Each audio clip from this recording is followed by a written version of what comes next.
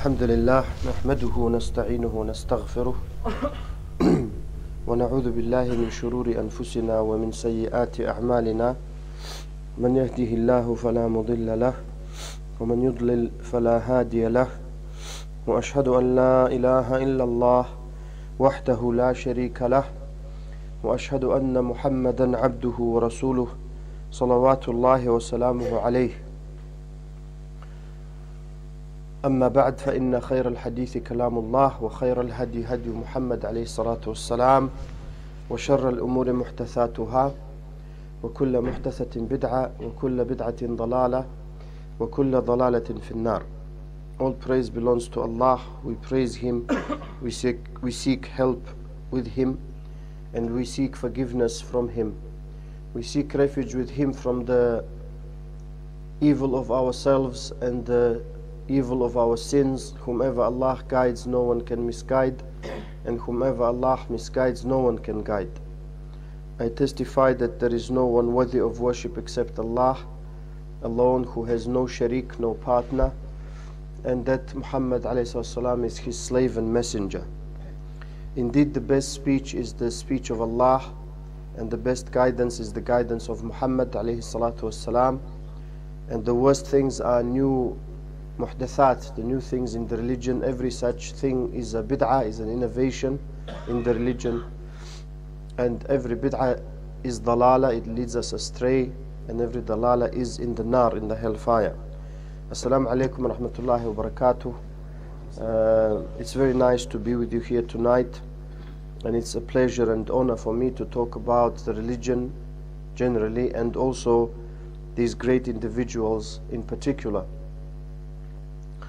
One of the reasons, as our respected brother Javid mentioned, one of the reasons for us, or probably maybe the main reason for us to try and talk about them, is to try and understand how they understood the religion, and also try to see what the deeds were that made the Prophet ﷺ by instruction from Allah.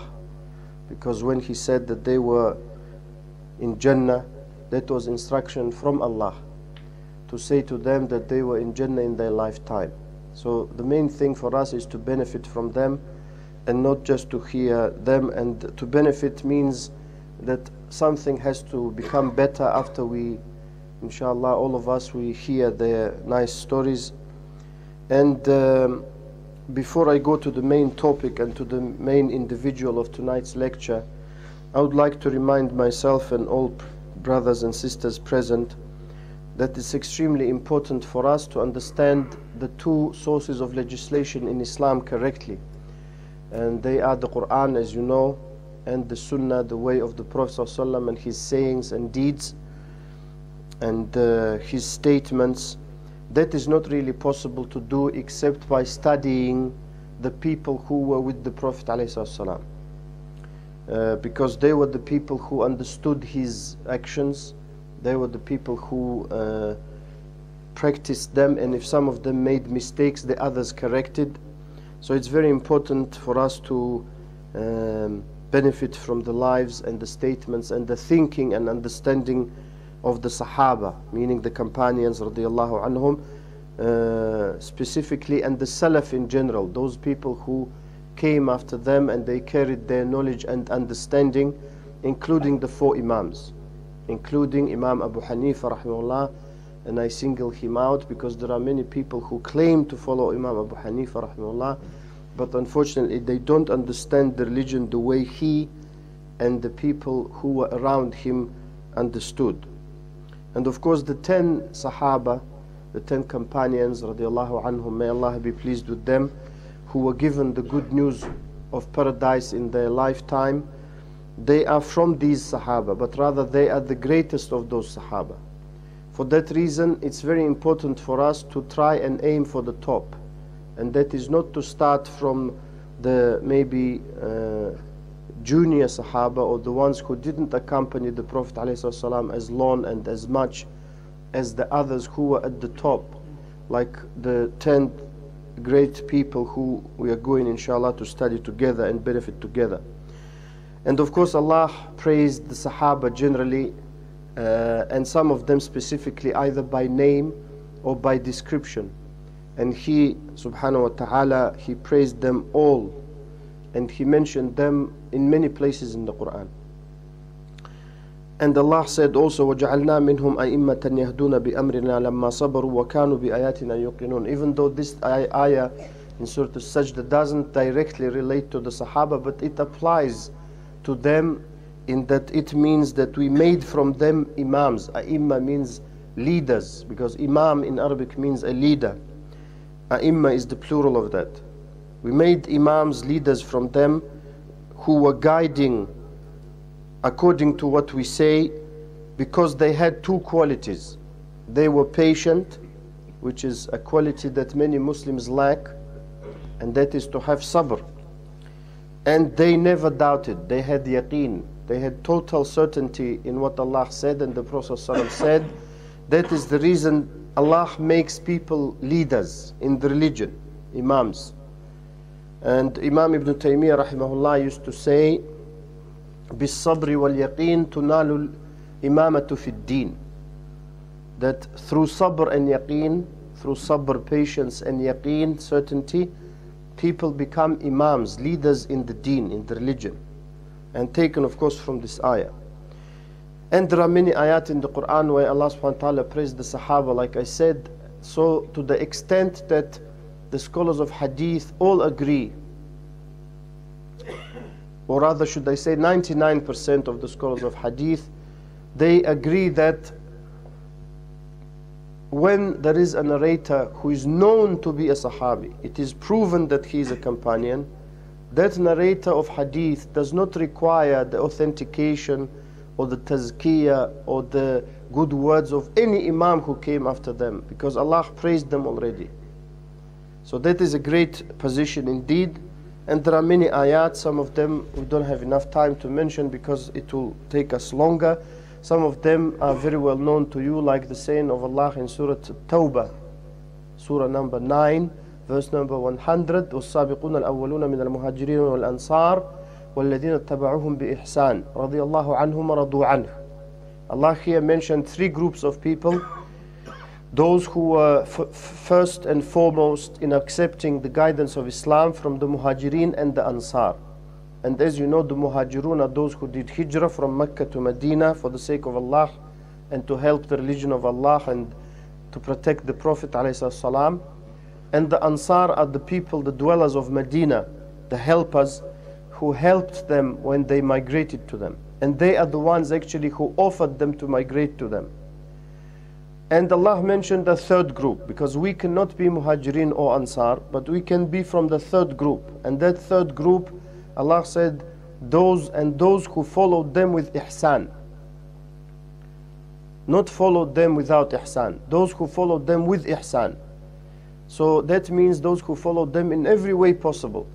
Ihsan means the best way you can do with the best. Ihsan is a word which is hard to translate in one word in English, at least for me. So everyone who follows them with ihsan, Allah is pleased with them and they are pleased with Him.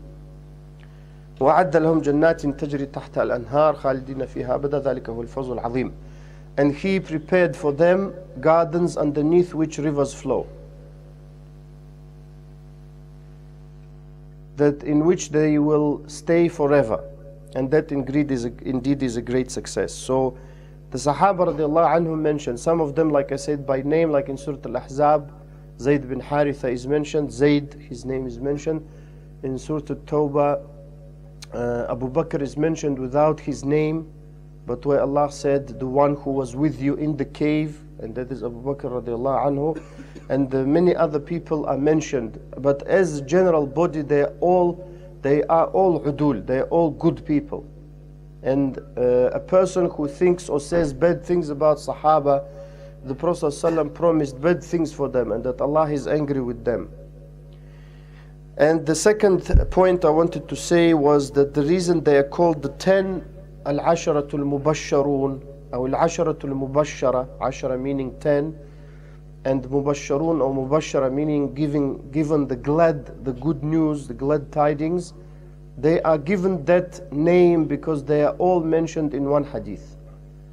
I was today driving to here, and I was thinking, shall I mention all of them today or just leave the brothers and sisters to keep coming so they collect them all later?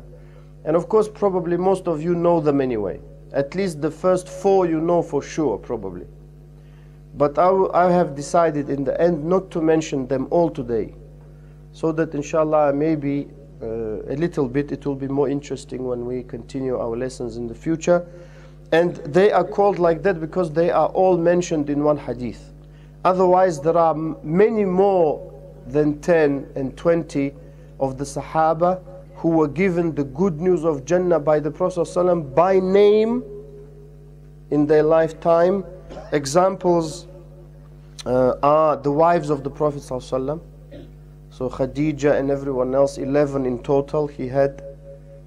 And of course, some people who attack the Prophet ﷺ, they forget to look into the Bible, which they claim to read, because we are in a time and place, to be honest, it's not new. The Prophet ﷺ was being attacked since the beginning of Islam, and is still being attacked. So in the Bible it says Suleiman, Prophet Solomon, Suleiman, he had 700 wives. If you don't believe me, go and read it. And 300 slave girls. So what does it give you in total? 1,000 women, ikhwan. So the people who attack the Prophet ﷺ because he only had 11, and that puts you into perspective. So next time someone says to you something and they're Christians, tell them, do you know? Most of them probably don't know anyway. But this is in the Bible, and I can inshallah later give you. If you don't believe me, go to some of the websites that discuss these issues, and you can see the reliable websites. One of them is Islam Life by Sheikh Jalal Abu Rub, and he did a lot of good work, may Allah reward him and accept from all of us, in defending the Prophet ﷺ, especially after the Pope mentioned some disparaging remarks about our Prophet ﷺ. And of course, all of those wives, the prophets, if it's true that Suleiman had that, or the Prophet ﷺ, of course it's true that he had 11 in total, they don't marry because they just want. They marry because Allah sent them and told them, you have to marry that woman, and you can't marry that one, and you should marry that one, and they only follow what Allah said, subhanahu wa ta'ala. For that reason, it's very important for us to know how to defend our religion, and how to defend the Prophet of our religion, alayhi salam, and how to defend Allah Himself. So that the wives of the Prophet ﷺ, as I said, they were 11 in total, 9 at one time. Also Fatima, the Prophet ﷺ mentioned that Fatima explicitly, she is the leader of the women in paradise. Also Hassan and Hussein, his 2 grandchildren, and of course Ali radiallahu anhu is their father. Bilal, the mu'adhin, or one of the 3 mu'adhins that the Prophet ﷺ used to have. Bilal is also, the Prophet said, as probably many of you know, I heard the sound of your shoes in Jannah, in paradise, in front of me. Also Thabit ibn Qais ibn Shammas, when the ayah in Surah Al-Hujurat was read at the beginning, do not raise your voices above the voice of the Prophet ﷺ, he thought it's him, because he had a loud voice, just like some of us, like me maybe. I don't know. We should be quiet sometimes. But some people have loud voices, some have quiet voices. So that's how Allah makes people. So he thought it's about him.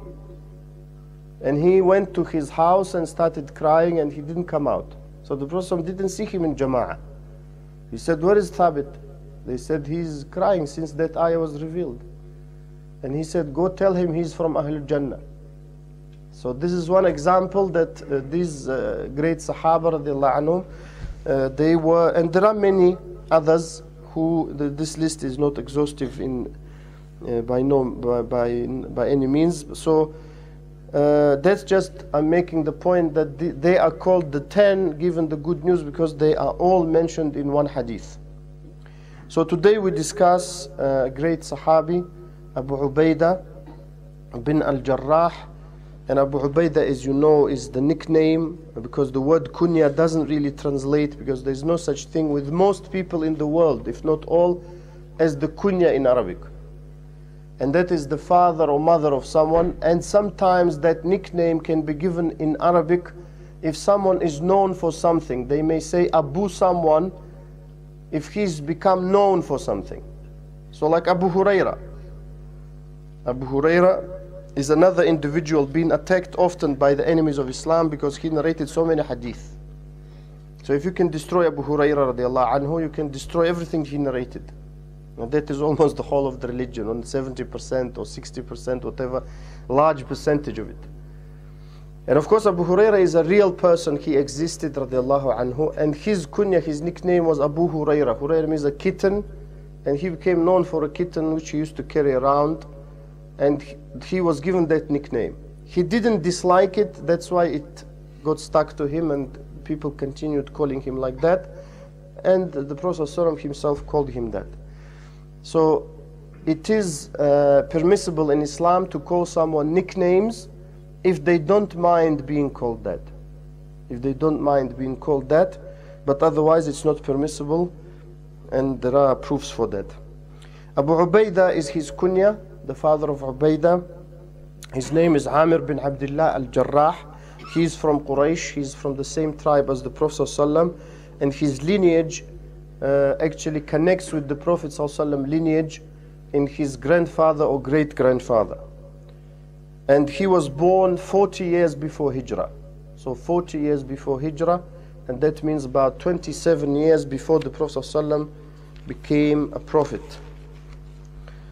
And he is from the ones who embraced Islam early, like the ayah I have just mentioned, that sentence in the Quran, Surah At-Tawbah verse or ayah number 100, and he is from the Sabiqeen al-Awwaleen, min al-Sabiqeen al-Awwaleen.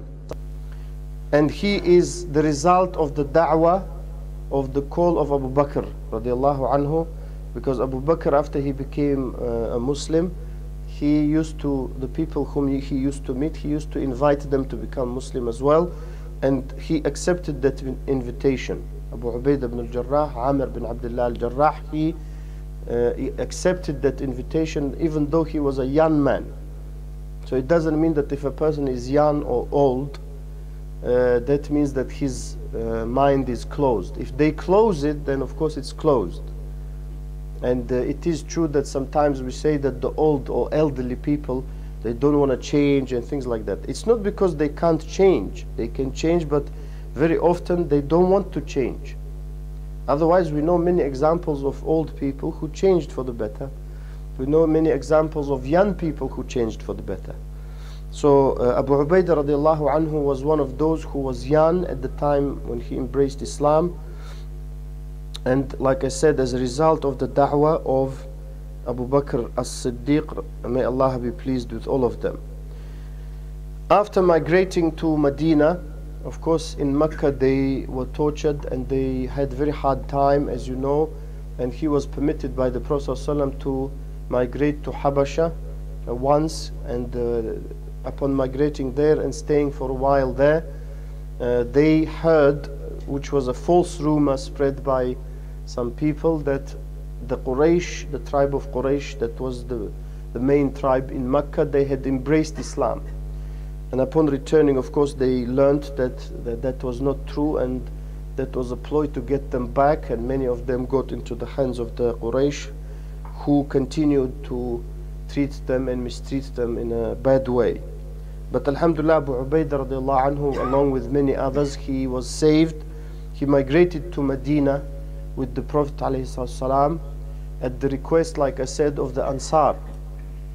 The Ansar, when they understood, they met the Prophet ﷺ on a number of occasions in Hajj.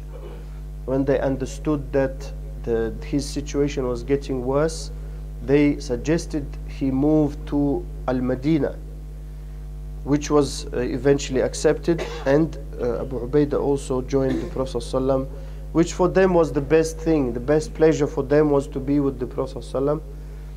It was greater in their eyes than to be with their wives and their friends and their parents.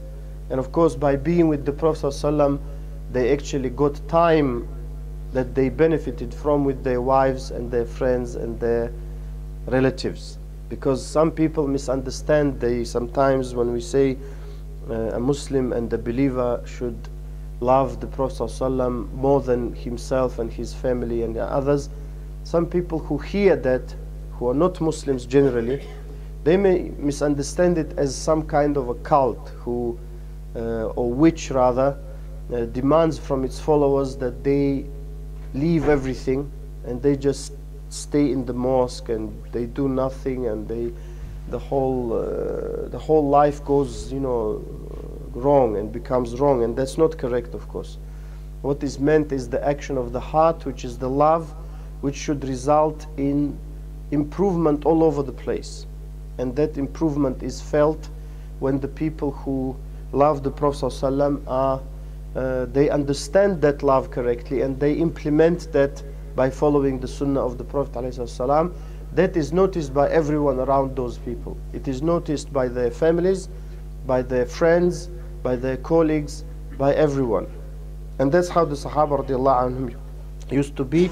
For them, that was the greatest pleasure, to be with the Prophet ﷺ and learn from him. And that's what we should try and do when we have scholars. If we have a alim, or who we think is a alim, we don't have to have a paper saying this person coming to a masjid is a alim, I testify to that and things like that. If we have someone who we think is a alim, we should try and be with them. If we know someone who learns from the ulama, if we don't have ulama, if we go to the butcher and say, I want now meat for dinner, they say, we don't have meat, at least give me chicken. I mean, chicken is also meat, but when we say meat, we mean lamb or something like that, or sheep or something. So if we don't have chicken, we say, okay, something at least that looks like it or smells like it, which is maybe fish, I don't know.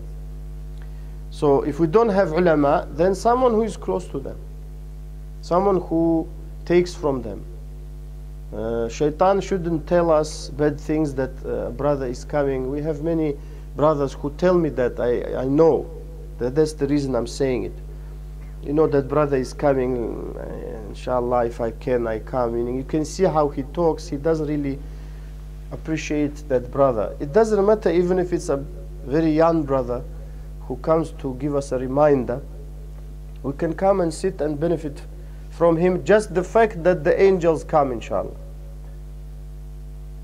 So that's very important, and the best people in that regard are the ulama.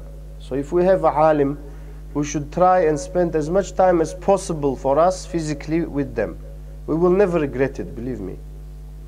And when he migrated, Abu Ubaidah radiallahu anhu, with the Prophet ﷺ, of course, they lived there, building the Islamic state, you can say, as some people say, but the Islamic environment is probably better. And they had the encounter of the Battle of Badr in the year 2 after Hijrah.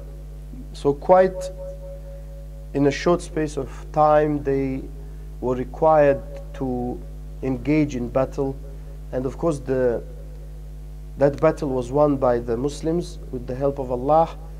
And they were outnumbered by the mushriks, the pagans of Mecca, 3-1, roughly. So there were 3 times more mushriks or pagans in number than the Muslims, the Sahabah. But Allah subhanahu wa ta'ala helped them, and that story is mentioned in Surah Al-Anfal for those of you who want to see it. It's mentioned in a few places there. And that day Abu Ubaidah met his father, who was trying to kill the Prophet ﷺ, and was trying to kill him actually. And his father did not accept Islam. But they met in battle. And Abu Ubaidah killed his father with his own hand. So someone who hears that may say, how is it possible for someone to kill their own father with their own hand? For that reason, we need to analyze the psychological aspects of a father and son, or brother and brother coming against each other in a battle. one of them defending a cause that he believes that is right, the other one defending a cause that he also believes is right. And that, of course, there are many examples of that in the history of mankind, and I believe they are also mentioned in the Bible. The reason I say that is because the people who attack us, their house is built of glass. So in Arabic they say, if your house is built of glass, don't throw stones at other people, because if they throw it back, your house will collapse. So don't attack our Prophet Muhammad ﷺ, and don't attack our religion before you sort out your own religion.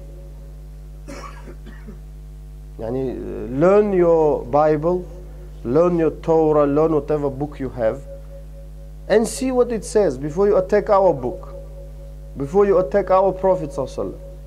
The reason I say that is because for too long we've been apologizing. Sorry, I'm a Muslim. We shouldn't be apologizing. What did we do wrong? We're not apologizing. What are we apologizing for? For the fact that in the Bible it says that Prophet Lut, it's a lie, but it says he slept with his 2 daughters. How is it possible? I spoke to people who say that it's true. I said, is it possible for a prophet to do that? They said he was strict. Meaning it's true. He was strict. I said, let me trick you. I will trick you now to sleep with your own daughter. Would you do it? No, never, never. I said, how is it possible for a prophet to do it? So that's a clear proof that the Bible was changed. You cannot have something like that about a prophet. They wrote in the Bible that Nuh used to drink to the extent he didn't know what he was saying. Prophet Nuh, he was an alcoholic almost. Ikhwan, what prophet is that? A'udhu billah. He can say anything then. Oh, a prophet of Allah, can I do shirk? Yes, you can do, because he doesn't know what he's saying. So let us, have a perspective. You try to attack Prophet Muhammad ﷺ, and he only did what Isa also was told to do. He did. The Prophet ﷺ did what Allah told him to do. The Sahabah did what the Prophet ﷺ told them to do. And everything they did was nice for people who have a correct understanding.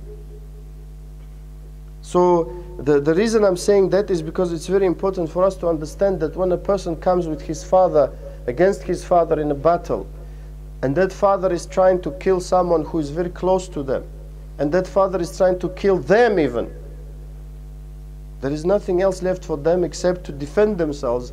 And defend themselves doesn't mean, like some people think, adequate force. That law in itself is very strange.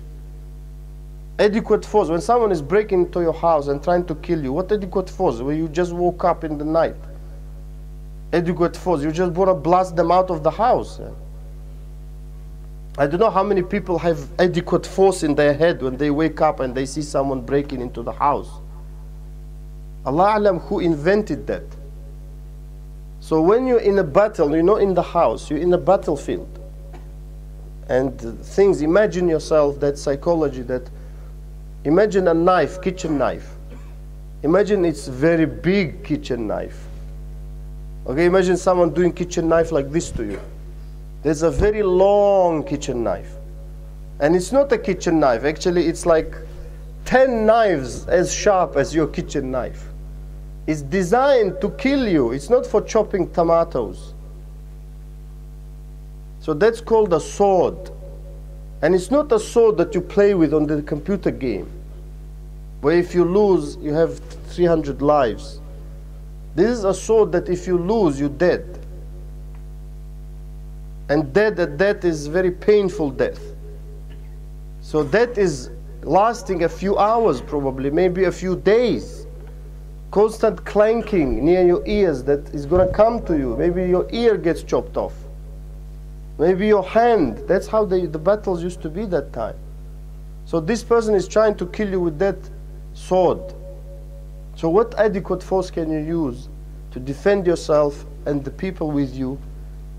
So that is all I'm saying that because people can accuse the Muslims of things that they keep accusing us of. They keep accusing us that Islam spreads terrorism, and it was spread by the sword. There is not a single case of that. And Islam gives a choice to the people to even remain mushrik, pagan, ikhwan, if they want to live with the Muslim state. How come the Muslims ruled India then? Tell me that.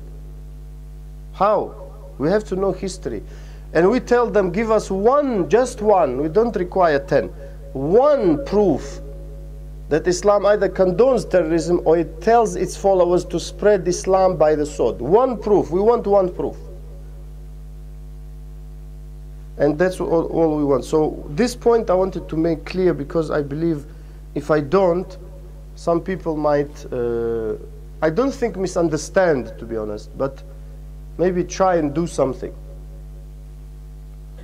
Also the battle of Uhud, because when the mushriks, the pagans of Mecca, they lost the first battle at Badr, which was in the year 2.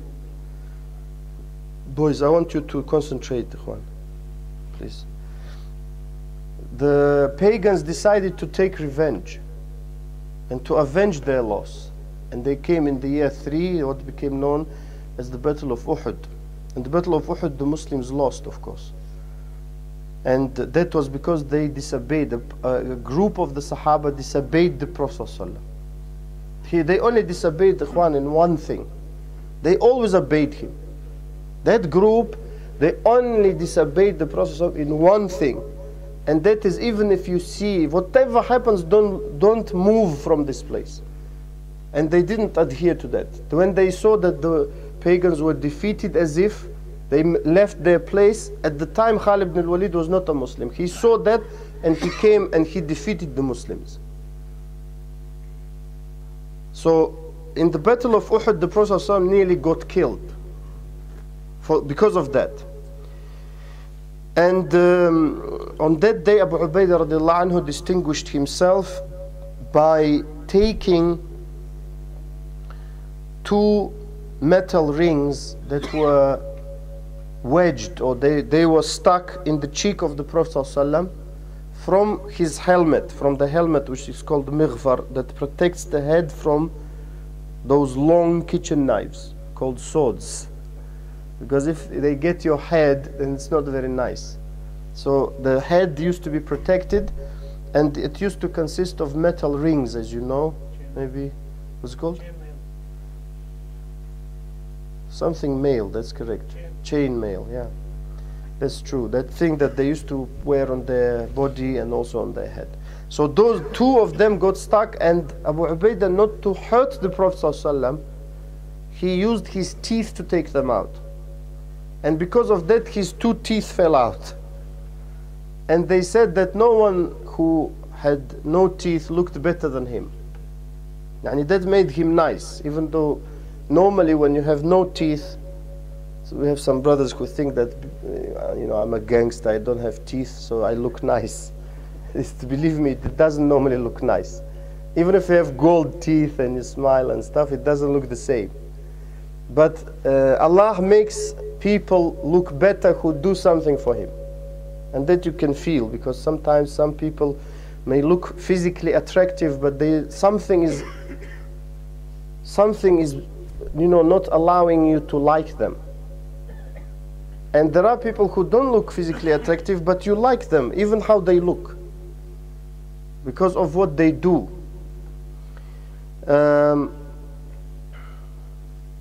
And Abu Bakr Siddiq radiallahu anhu used to say about him when the Prophet ﷺ died, because all the Sahaba gathered in the Saqifa, or the roofed passage of Banu Sa'ida, the tribe of Sa'ida, he said, قَدْ رَضِيتُ لَكُمْ أَحَدَ هَذَيْنِ الرَّجُلَيْنِ. Abu Bakr himself, he didn't say, I want to be Khalifa. That is another feature of the Sahaba, that they didn't, I'm shocked sometimes how some brothers, they say, oh, I said this to make me chairman, and they didn't accept. Shouldn't they themselves think you should be the chair? And if they really think that you are worthy of it. So Abu Bakr himself, he didn't say, I need to be Khalifa. He considered himself worse than the 2 people he suggested. He said, I suggest for you one of the 2, either Umar or Abu Ubaidah. And also Abu Ubaidah ibn al-Jarrah radiallahu anhu used to be counted from those who have collected the Quran. Whether it means that he had memorized it or not, they don't mention, because in the Sahabah they didn't used to mention that much. Even the people the Prophet said to take the Quran from, he didn't say they'd memorized the Quran. That is the amazing thing about the Sahaba. Very difficult to find a description of the Sahaba who used to even recite the Quran a lot that they memorized, because the reason, or one of the reasons, is because they didn't used to be called that way. This is the person who memorized Quran. And I say it very often, maybe I don't know if some of you have heard me say, unfortunately now we have a different mentality. You know, we sometimes send our kids to madrasa to memorize, and that's it. We never want them to know what Quran says, and that's a mistake. We should try and make them know what the Quran says. Otherwise there is no point almost memorizing.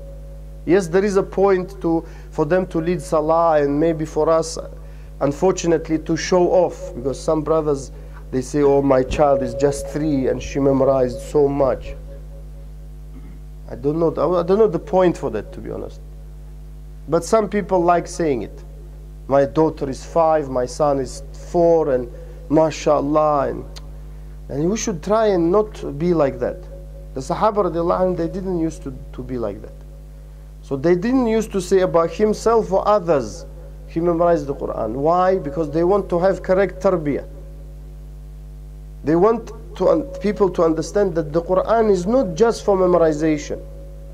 It is true that we should try and memorize as much as we can, if we can, all of it. But that's just the first step. It's not the last step. The next step is to understand it, and the other step, which is even more important, to do what it says. So Abu Ubaidah was from those who collected the Quran, Jama' al-Quran. They don't say Hafidh al-Quran. You know, that's also very important to pay attention to that.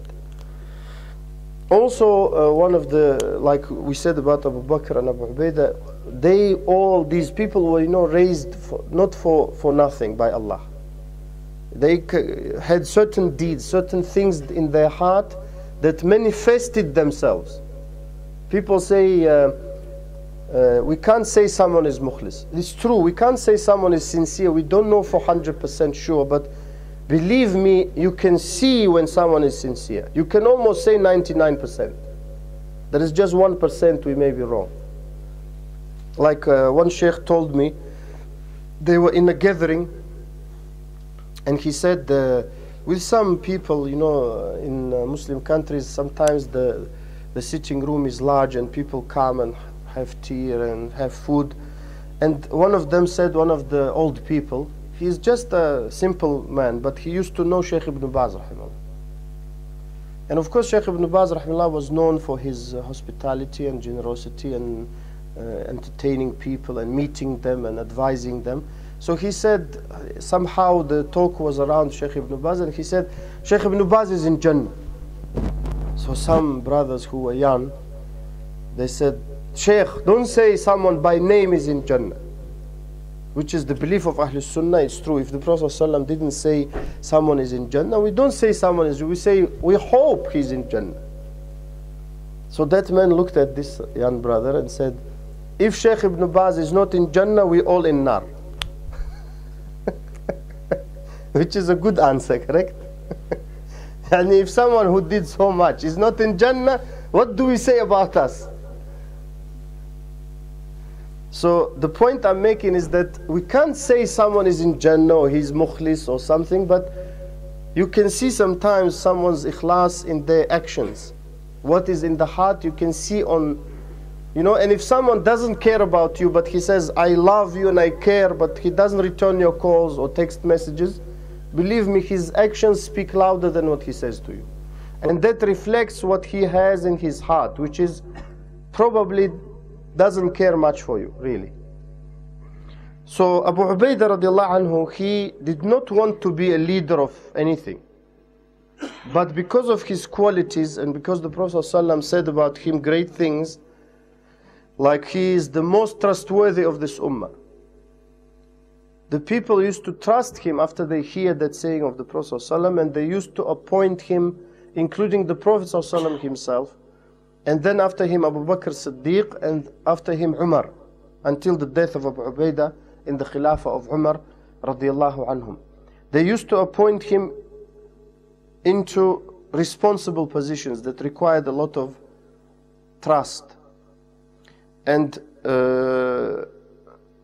on some occasions, Abu Ubaidah, because he was a very humble man, on some occasions when disputes arose, he would submit, he would say that I don't want this, it is better for me not to be Amir anymore.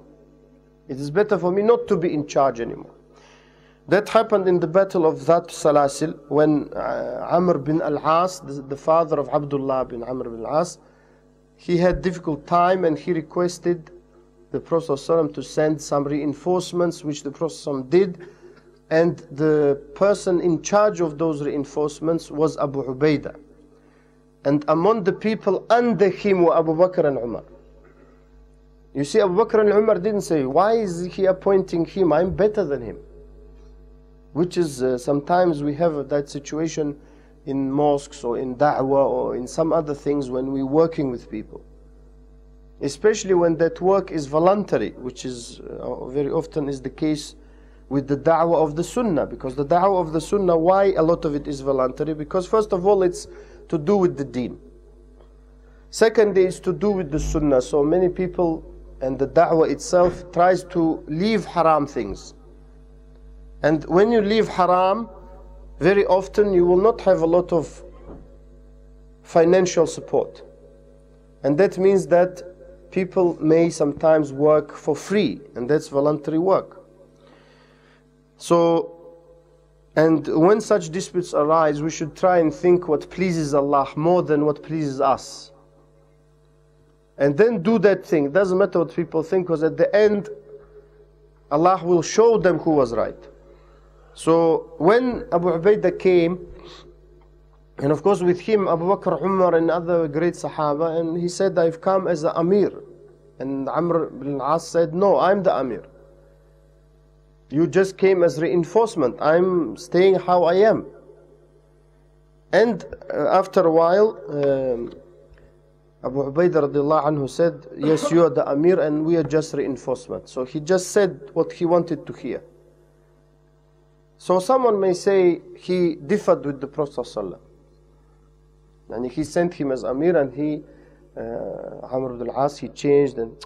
But imagine, Ikhwan, in the situation like that, there's a battle going on, and people are arguing. Is there a danger that the Muslims will lose or not? Of course there is a danger. Did the Prophet ﷺ intend them to lose when he sent reinforcements? No, of course not. He intended them to win.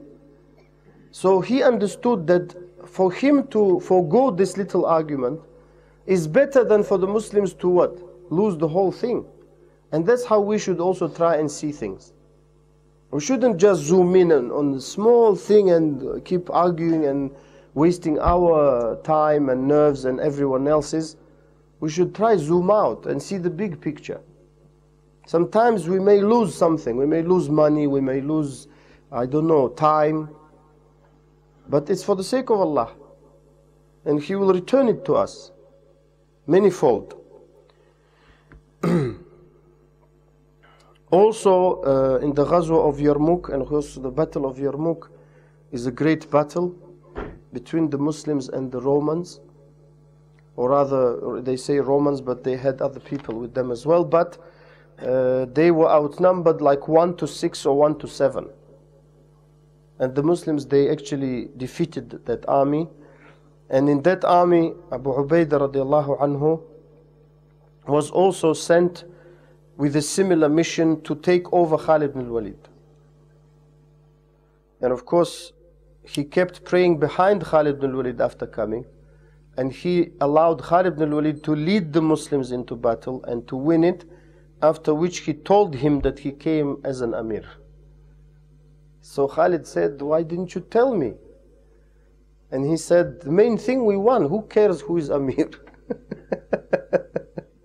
Subhanallah, look. I didn't want to make you, if you imagine it's possible that Khalid bin Walid may get offended or something, or maybe he may not get offended, but it's in the middle, so if it's not broke, let's not fix it. Let's carry on, and alhamdulillah, the main thing is what that result is what everyone wanted. And it happened, alhamdulillah. Who cares if I'm in charge, you in charge? No one really. And this is mentioned in Bukhari and Muslim.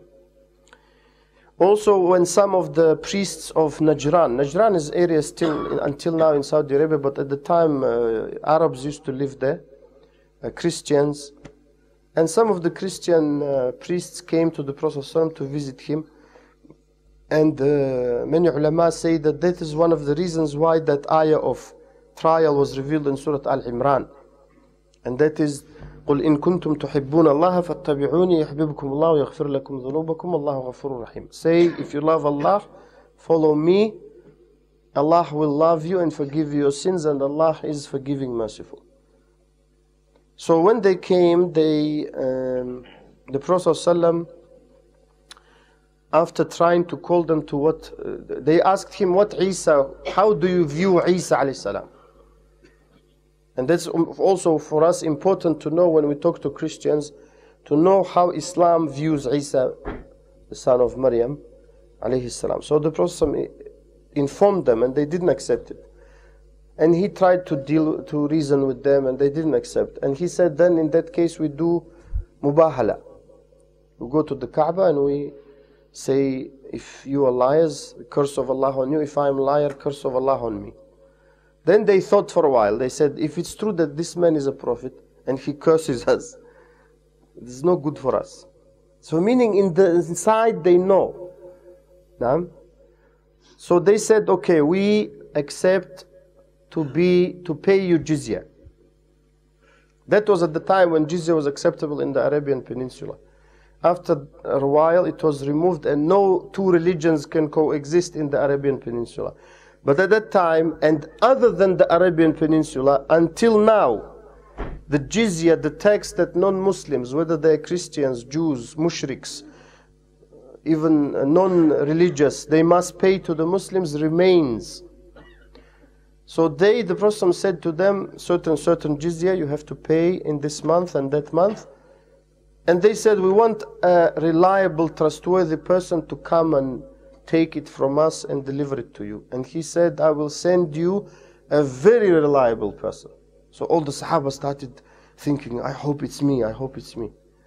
And the Prophet said, stand up, Abu Ubaidah.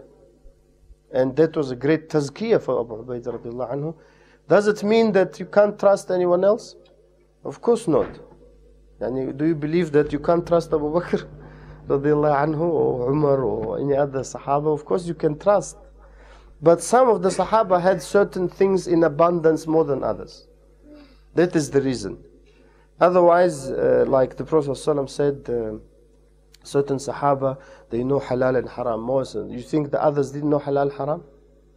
They did, of course, but they distinguished themselves with that. So that also we should try and learn from that we all as individuals, we all have different character, different abilities, different, maybe we can say, deficiencies. We are humans, we have certain deficiencies. So we should try and use the people's abilities and try to overlook the deficiencies as much as possible. If that deficiency is not very harmful to us. Because some deficiencies are very harmful. So that is how we make things work. Because if we apply 110%, I know some brothers, alhamdulillah, they're in minority. They apply such strict criteria to people, which they themselves actually don't fulfill. That they never almost have any friends. Because they can't overlook deficiencies. And of course the Sahaba had deficiencies. But they distinguished themselves by trying to limit them as much as possible. It doesn't mean, alhamdulillah, I have this deficiency, it's okay. Overlook it, ikhwan. It's not correct. We should try and limit it or eliminate it if possible. But we should try and work with one another according to our abilities. Some of us can do more, some of us can do less, some of us can be on time, some of us cannot be on time. But he does other things well. So we may say, alhamdulillah, we said to him 5 o'clock so that he comes for 6 o'clock. Because that's how it works with him. If you say 5, he will turn up at 6. I don't know. So for that reason, we should try and learn from the Sahaba. And one of the greatest things is to have ikhlas for Allah. Don't care if I'm in charge, I'm not in charge. Let us do this thing for the sake of Allah. Also, Aisha radiallahu anha was asked, Ayu ashabi Rasulullah sallallahu alaihi wasallam kana ahabba ilayh? And which of the companions were most beloved to the Prophet sallallahu alaihi wasallam? She said Abu Bakr, then Umar, then Abu Ubaidah. This hadith is in Bukhari. And if someone says, how can then the Prophet sallallahu alaihi wasallam said these things about Uthman and Ali? It's true that Uthman and Ali the Prophet used to love. But sometimes he would give this answer to show that Abu Ubaidah is also among them. So there is no contradiction to say that Abu Ubaidah he used to love, but in terms of overall, he was not better than Uthman or Ali. Because Uthman and Ali radiallahu anhuma, they had more things, but the Prophet used to love. He once said to Mu'adh bin Jabal, and he took him, Wallahi, I love you. And how many of us say to each other that? The Prophet said, Mu'adh bin Jabal, he died young, and he was a young man. At that time when the Prophet said it to him, he was even younger. But he said, Wallahi, I love you, Mu'adh. And the Sahaba used to, the Prophet said, if one of you loves your brother, or loves his brother for the sake of Allah, let him go and inform him. Why? Why do you think we have to do it? Because that love will increase. Hopefully, because the other person will appreciate our love. And the same applies to sisters. You know, sisters nowadays, I even say it to my wife, sisters should practice also these things. So when they come together, if they love each other for the sake of Allah, they can say, sister, I love you for the sake of Allah. There's nothing wrong with that. The Prophet said it about brothers, but also sisters should try and practice to increase the love between them. And also Imam al-Zahabi rahimahullah said that Abu Ubaidah used to be described by good character, by extreme tolerance, and by humbleness. And that you can see throughout his life. And once Umar said to the people around him, wish what you would like to do. Some people started wishing for things to do for the sake of Allah, but he said, Umar, after hearing them, I wish to have a room full of people like Abu Ubaidah. And some said, I wish to have so much money to do sadaqah, something which is nice. But Umar said, I wish to have a room full of people like Abu Ubaidah. Because Umar used to love him a lot. And of course, Damascus, may Allah relieve Syria, all of it, and other places in the Islamic world, was conquered with Abu Ubaidah in charge. Some dispute that, but it's probably stronger version of events that Abu Ubaidah radiallahu anh, at least was in charge, and at best he is the one who did it, even though Khalid bin Walid radiallahu anhu, again he shared in that.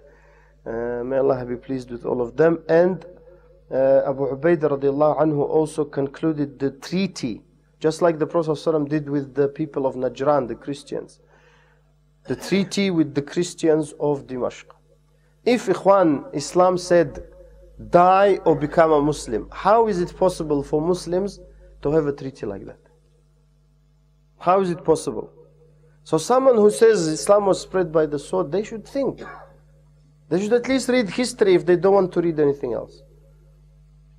If Islam was spread by the sword, it means either become Muslim or die.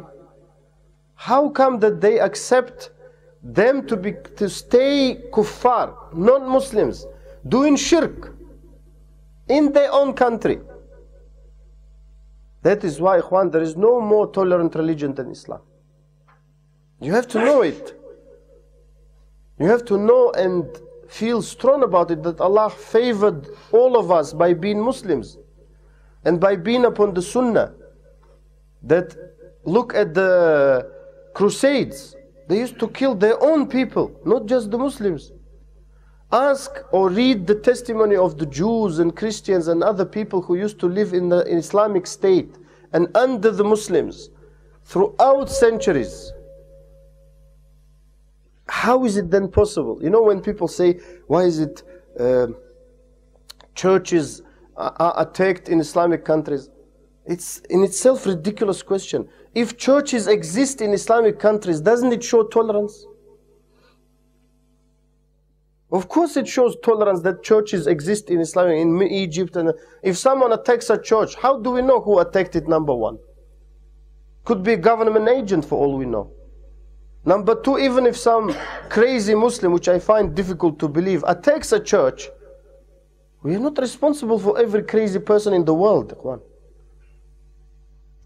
How is it that a person in Bradford should feel bad some guy in Egypt attacked a church? How is it logically possible to understand? It's not possible. And Islam doesn't condone it. Otherwise Islam wouldn't allow churches in Egypt. So that's very important to know. And the Prophet ﷺ used to use him, and one of the cases the Prophet ﷺ made him Amir was the time, maybe some of you know, in Bukhari, when they were very hungry because for a while they didn't eat anything, they didn't have any food, and a whale. They were on the seaside, and the whale, Allah made a whale come to them and throw it on the beach, and they kept eating it until they said they became fat. They became fat. Because they kept eating whale every day for breakfast, lunch and dinner.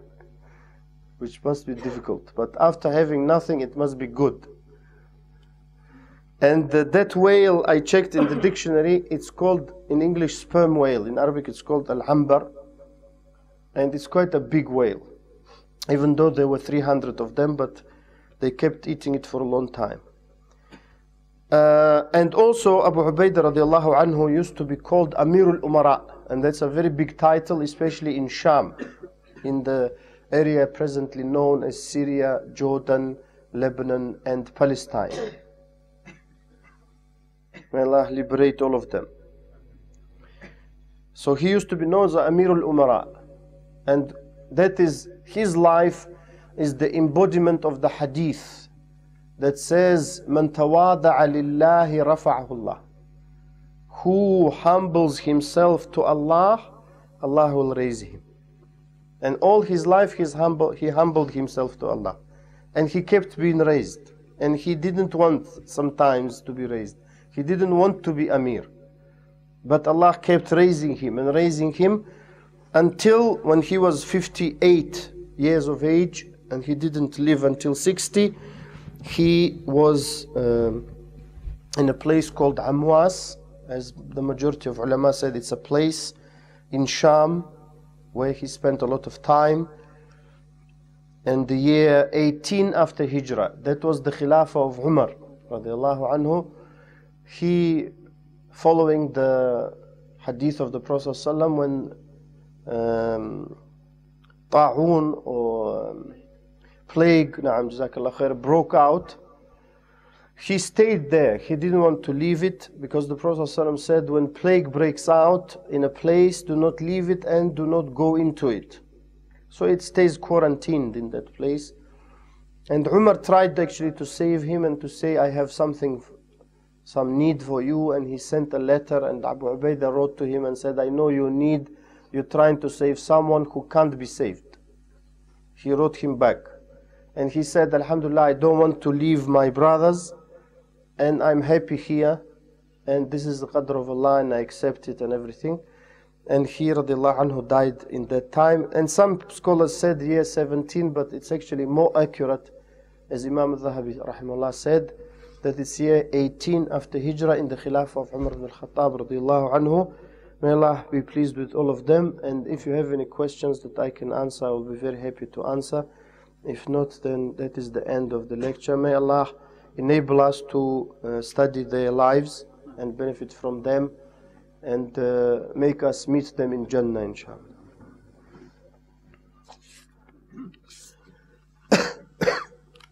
No. first hijrah, did he come back with Ja'far bin Talib or did he come separately? After the first hijrah, did he come back with Ja'far bin Abi Talib or not? I don't remember. No.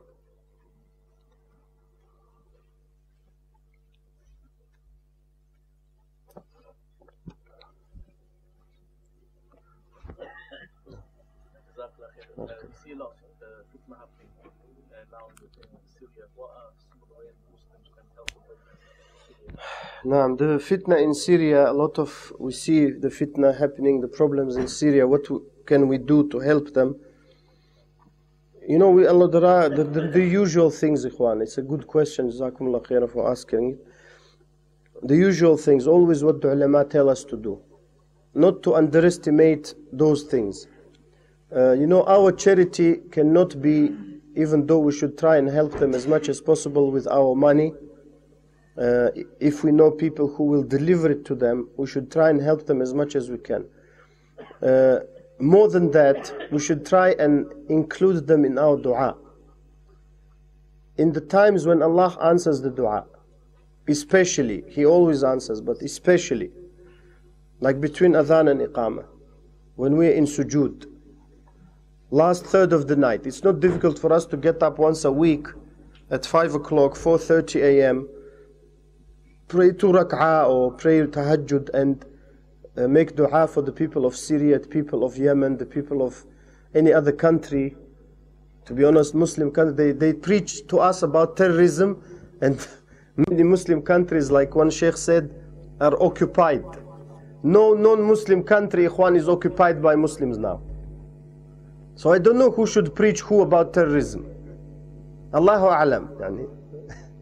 So we should try and make dua for the Muslim countries, for the Muslims to protect their lives, to protect in Afghanistan, in Pakistan, in Syria, in everywhere.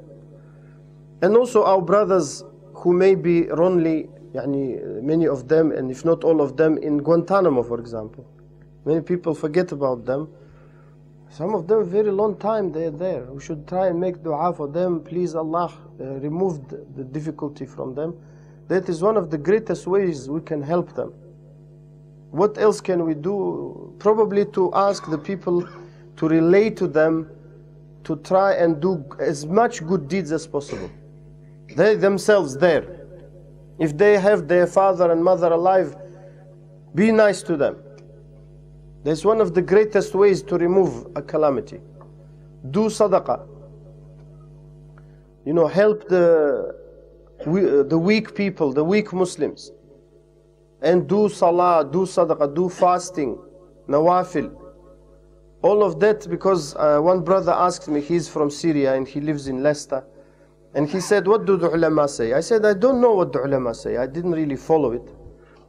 But I said, some ulama, you can't blame them if they don't say anything, because they don't want to give fatwa in this difficult situation. And someone may say the ulama should give fatwa in this difficult, and there are ulama who do. But I said it's very clear that all the people of Syria and Yemen, any country that has, even you, if you have difficulty in your life, who brought that difficulty, Ikhwan? Allah brought it, correct or not? Or it came against the will of Allah? Allah brought it. If Allah didn't allow it, it would never happen. So who will remove it? Only Allah. So if you believe that, you try to please Allah as much as possible. And that's what we should try and do, and that's what our brothers and sisters should try and do everywhere. And we should constantly keep making dua, because dua is very nice and very important. And one person who is good and pious, his dua, and he may be thousands of miles away from someone, his dua can be answered straight away because he is a good person. Look, the Prophet ﷺ said about Uwais al-Qarani. Uwais al-Qarani was a man from Yemen. He used to live in a place called Qaran. The only reason he didn't see the Prophet ﷺ because his mother needed him. He lived in the time of the Prophet ﷺ. He could have been from the Sahabah, but he didn't meet the Prophet ﷺ. That is necessary to be counted from the Sahabah. So the Prophet ﷺ said, because Allah informed him about this man, and he told the Sahaba, there is a man who will come after me to you, to Medina. He's Uwais al-Qarani, he's like this description, that description, his mother is like this, and so on. Ask him to make dua for you. So Umar, when he was Khalifa, Uwais came. Abu Bakr, he couldn't come still. When Umar was Khalifa, the ruler, he came, and Umar said, are you from Qaran? He said, yes. You had an illness and Allah cured you? He said, yes. So he wanted to know this is the real man. And your mother, because you were good to her, you couldn't come to see the Prophet ﷺ. He said, yes. He said, make dua for me. Why, Ikhwan? Uwais al-Qarni doesn't want to be Amir, nothing. He doesn't care about that. That's how ikhlas is, for Allah. So, why did the Prophet ﷺ say to Umar to make dua, to ask Umar? And he fulfilled it. Because he was good to his mother, that's it. He didn't mention, of course, his other things are very good as well. But that is the distinguishing feature of that man. So that means Allah will accept his dua. Otherwise, what's the point of saying, ask him to make dua for you? So for that reason, anyone who is going through difficulty, try it in your life. Try to be nice to your mother and to your father and see what happens. Just try it for 1 month, 2 months, 3 months, 5 months, even if she is not a Muslim. Even if she calls you names, which is rare, but it can happen. Try to be nice, try to give her money, try to be nice to her, clean her house, try to do things that she likes, and see what happens. Allah will answer your dua. Because Uwais al-Qarni radiallahu anhu, that's what the Prophet ﷺ said about him. So that's what we should try and do and ask our brothers and sisters to do. And not to forget dua. Dua about our Muslim brothers and sisters everywhere. Because new things happen every time. Syria will go something else. Libya, then Yemen, then whatever. Many people who accuse us of terrorism, like I said, they terrorize us all the time. Even by asking that question. So, the real terrorists will continue being terrorists.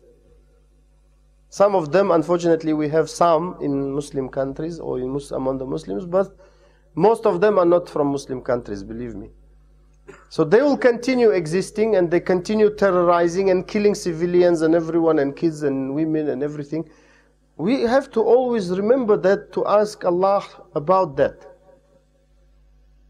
And that's one of the greatest things, and do good things so that Allah accepts our dua. And that's maybe another topic, inshallah. May Allah enable us to do it and relieve all of our brothers and sisters.